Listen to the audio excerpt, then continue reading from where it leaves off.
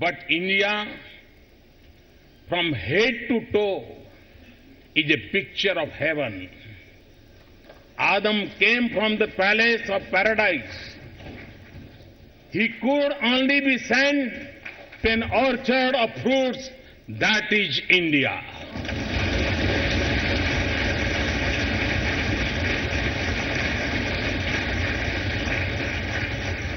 If India is not paradise, how could it be made the abode of the peacock, the birds of paradise?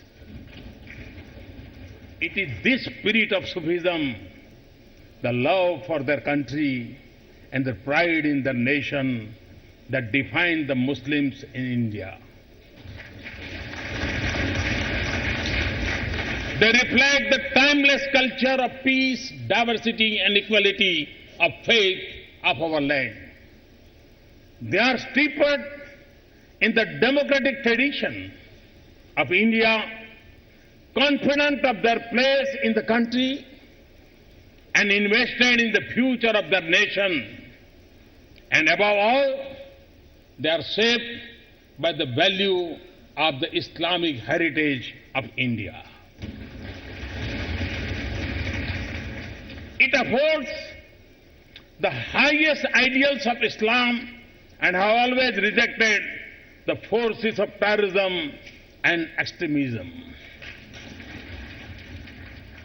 Now as they travel to different parts of the world, they are the ambassadors of the values and traditions of our nation. As a nation, we stood against colonialism and in our struggle for freedom. At the dawn of independence, some choose to go away. And I believe that it also had to do with the colonial politics of that time. The tallest of our leaders such as Maulana Azad and important spiritual leaders such as Maulana Hasan Madni and millions of ordinary citizens rejected the idea of division on the basis of religion. Now, India is moving forward on the strength of the struggles, the sacrifices, the bravery, the knowledge, the skill, the art, and the pride of every member of every faith in our diverse and yet united nation.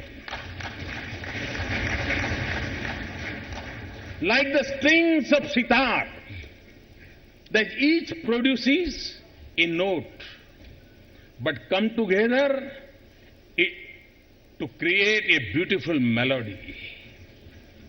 This is the spirit of India. This is the strength of our nation. All our people, Hindus, Muslims, Sikhs, Christians, Jains, Buddhists, the micro-minority of Parsis, believers, non-believers, are an integral part of India. Just as it once come to India, today Sufism from India has spread across the world. But this tradition that evolved in India belongs to the whole of South Asia.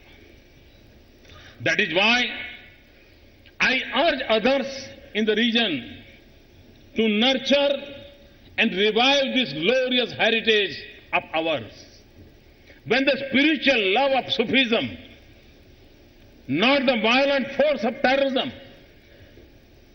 flows across the border, this region will be the paradise on earth that Amir Khusro spoke about. Let me paraphrase what I have said before. Terrorism divides and destroys us. Indeed, when terrorism and extremism have become the most destructive force of our times, the message of Sufism has global relevance. In the centers of conflict in West Asia, to calm cities in distant countries, in the remote villages of Africa, to the towns in our own region, terrorism is a daily threat. Each day brings us terrible news and horrifying images of such schools turned into graveyards of innocence, of prayer gatherings turned into the funeral processions, of call to prayer or adhan drowned by the sound of explosions, of blood on the beaches, massacres in malls and smoldering cars on streets,